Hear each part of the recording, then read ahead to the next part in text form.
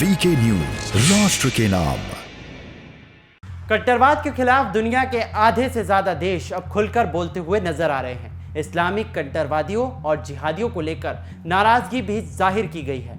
कट्टरवाद का स्वाद चख रहा पाकिस्तान पहले ही FATF की ग्रे लिस्ट में शामिल है। लेकिन क्या आपको पता है कि इस बार फ्रांस का चुनाव कट्टरवाद के खिलाफ उम्मीदवार के एक्शन को लेकर हो रहा है? कैसे, आगे हम आपको इस वीडियो में दिखाएंगे।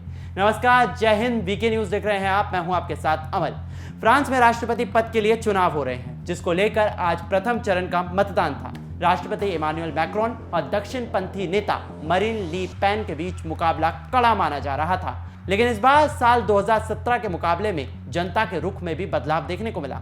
सर्वे की माने तो बीते 5 साल में फ्रांस की जनता ने सबसे ज्यादा कट्टरवाद के खिलाफ आवाज उठाई है।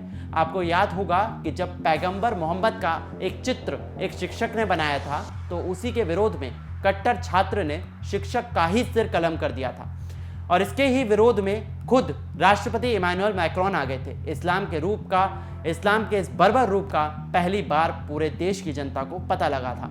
फ्रांस में इस्लाम को लेकर अलग अलग तरह की थ्योरी आती रही हैं। कुछ बातें कही जाती हैं कि फ्रांस में इस्लाम केवल एक धर्म है, लेकिन इस धर्म को राजनीतिक आंदोलन से नहीं जोड़ा जाना चाहिए और इसलिए इसमें से सियासत को हटा दिया जाना चाहिए।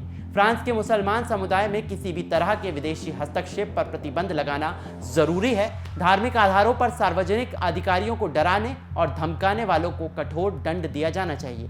वहीं बच्चों के घर पर इस्लाम की पढ़ाई को करने जाने को लेकर रोक भी लगाई जानी चाहिए। वहीं मरीन ली पेन, जो कि विपक्ष के नेता हैं, उनका सीधे तौर पर मुस्लिमों के ऊपर एक बड़ा नारा है। उन्हें मुस्लिम विरोधी माना जाता है। इस चुनाव में उन्होंने यहां तक कह दिया कि अगर वो राष्ट्रपति बनती हैं तो देश में सार्वजनिक स्थलों पर हिजाब की पूरी तरह से प्रतिबंध बना दिया जाएगा, हिजाब पर बैन रहेगा और महिलाएं जो हिजाब को पहनती हैं उन पर जुर्माना लगाया जाएगा। ली पेन ने आगे बढ़ते हुए कहा कि जिस तरह गाड़ियों में सीट बेल्ट पहनने को अनिवार्य बनाया गया है, उसी तरह ये फैसला भी लागू किया जाएगा कि मुसलमान सार्वजनिक स्थानों पर हिजाब ना पहने।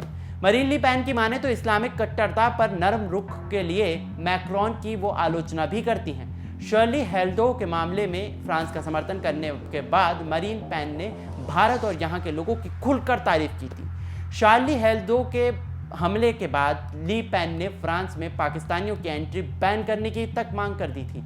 नेशनल रैली नेता मरीन फ्रांस की वकील और लीडर है, जो 2011 से नेशनल रैली की प्रमुख रही है। वही साल 2017 से नेशनल असेंबली की मेंबर भी हैं।